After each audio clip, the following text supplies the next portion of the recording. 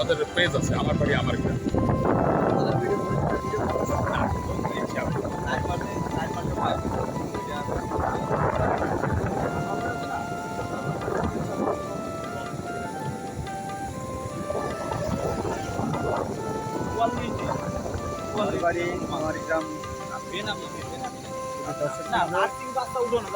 আমাদের সদ্য বড় ভাই কিছু কথা বলতেছে।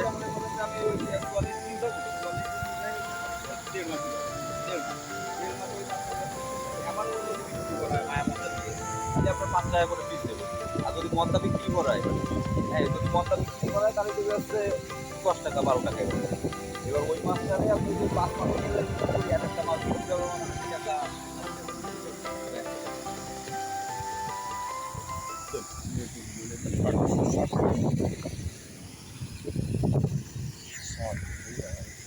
কারণ থাকো তোমার তো ভালো আগ্রহ আছে দেখলাম ইউটিউবের পরে। দর্শকবৃন্দ, আমাদের এখানে আসলে ধান, মাছ, সবজি একই জায়গায়, পানিতে মাছ, ভেড়িতে সবজি, আবার শুকনোর টাইমে আপনার এই যে ইরিবুড়ো ব্যাপক চাষ, কৃষি কাজের যে এখানের যে আপনার মানুষের উৎসাহ উদ্দীপনা, কৃষক বসে নেই। আর কৃষক আছে বিষয়ে বাংলাদেশ এখনও বেঁচে আছে। এই বাংলাদেশটা চালায় কৃষকরা, অথচ কৃষকের মূল্যায়ন নাই।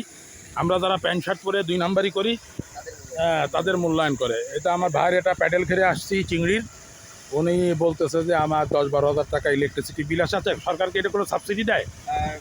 দেয় না, কিন্তু সম্প্রতি দেখতেছি মানে ফেসবুকে মানে সোশ্যাল মিডিয়া করে আমরা বাগেরহাটে 2 জায়গা দেখছি, দেয় অর্ধেক অর্ধেক নেয়। না 20% একটা ভর্তুকি দেবে। আচ্ছা, তাহলে সেটা যাতে পাওয়া যায়, আমরা সংশ্লিষ্ট পল্লী বিদ্যুৎ, পিডিবি কিংবা এই ধরনের কৃষক কৃষি বিষয়ে যারা নিয়ে আসেন, আমরা চাই তারা যেন এই সাবসিডিটা দ্রুত পায়। কারণ যদি আপনি কৃষককে না বাঁচান, বাংলাদেশ বাঁচবে না, টোটাল কথা। আর এই যে এই ধরনের ছোট ছোট এই যে ঘের পন্ড কাটা হচ্ছে, মাছে অরণ্য হয়ে যাবে।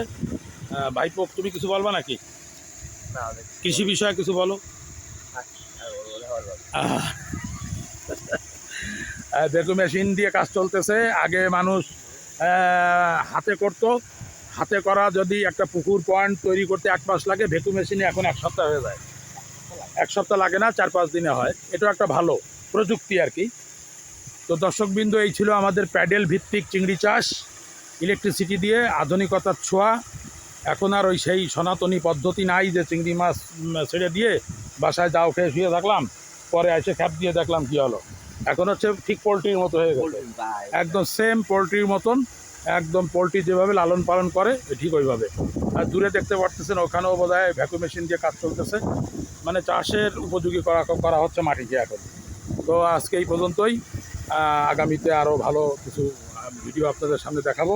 আপনি কিছু বলবেন, কিছু মানে এই বিষয়ের পরে?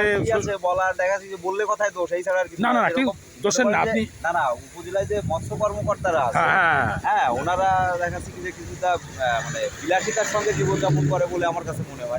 ওনারা মাঠ পর্যায়ে এসে যে আমরা যেরকম আসতেছি, ইউটিউবাররা আসতেছি, আমরা ইউটিউব ওরা আসে কিরকম দেখা যাচ্ছে কি যে যদি কোনো খামারি তাদের দেখা যাচ্ছে কি যে ইউটিউব আছে বা ফেসবুক চ্যানেল আছে, ভাইরাল আছে, তাদের সঙ্গে যে তাদের ওই মানে তো কৃষকের উপকারক এরকম কিছু না, মাঠ পর্যায়ে এসে তাহলে আপনার জোর দাবি হচ্ছে ওইটা করা দরকার। আমি ব্যক্তিগতভাবে ফোন করে উপজেলা মৎস্য কর্মকর্তা যারা আছে তাদেরকে।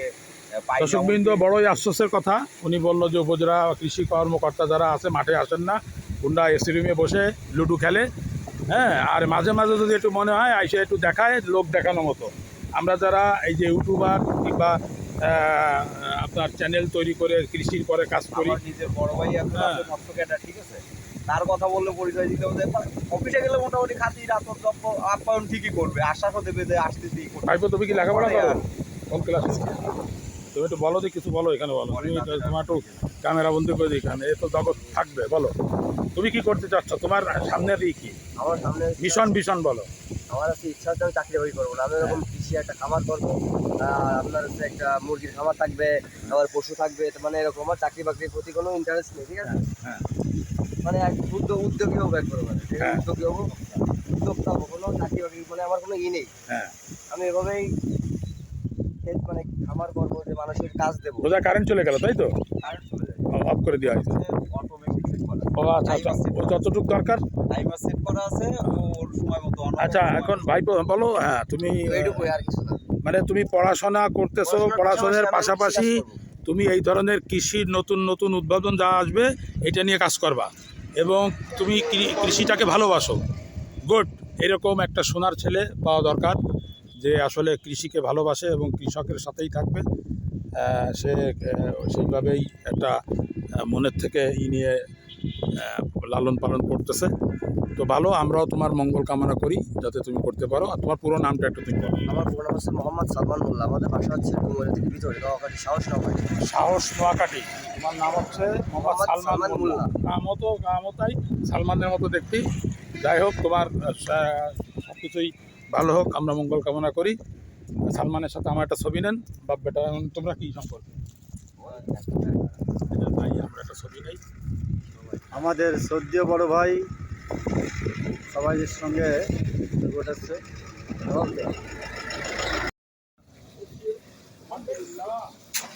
হ্যাঁ, ডুব দেন।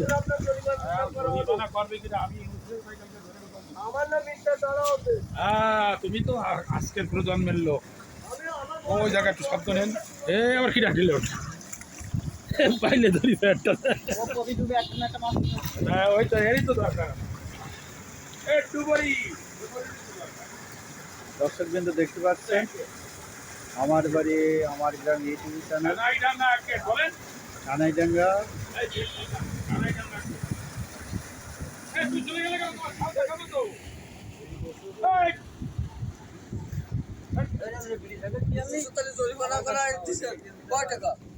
অল্প কয় টাকা। নদীতে গোসল করি মাখি গায়ে লাইফ বয়। হ্যাঁ, এই যে নদীতে গোসল করি মাখি গায়ে লাইফ বয়, কিন্তু এই যে এক এক ডুবে মাছ উঠোচ্ছে, একটা অবাক কাণ্ড। মিস নাই বলে তার।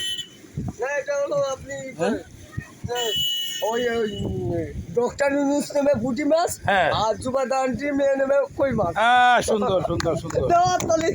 হ্যাঁ, এইগুলোকে ডুব দিয়ে পাইছে সব। আরে বাবারে, বিশাল ব্যাপার।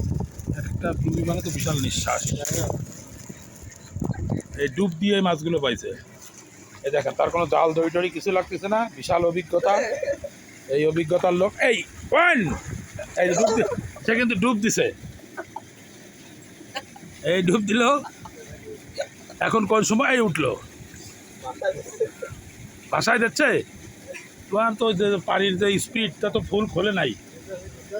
হ্যাঁ, আর সবাই এখন গোসল করবে। নদীতে গোসল করে মাখি গায়ে লাইফ। নদীর পানি ঘোলা ভালো, কালো জাতের মেয়ে কালো ভালো। হ্যাঁ, এই যে নদীর পানি ঘোলা, জাতের মেয়ে কালো। আমরা নদীর পানিতে এইভাবে গোসল করতাম ছোটবেলায়। এখন এই যে ওয়াসার পানিতে গোসল করে চুলকানি বেঁধে গেছে। এই যে ভাইপো গোসল করলে রোদ পাচ্ছে নাকি? হ্যাঁ, আজকে ভেটকি পাইছে 2 কেজি ভাই। কোথায়? এই তো নদীতে। ওই যুবদা আন্টি মেয়ে জান্নাতুল সুলতানের জামা, উনি সে পাতারি থেকে এইখানে নিয়ে বলো, যাবে। বলো। কি কত কেজি উপর? 5 কিলো একটা পাতারি পাচ্ছি। এখন যুবদা আন্টি মেয়ের নাম হলো জান্নাতুল সুলতানের জামা। উনি আফসোস করবে যে নদীর মাছ এত বড় হয়। এক গেট কানাইডাঙ্গা। আল্লাহ হাফেজ।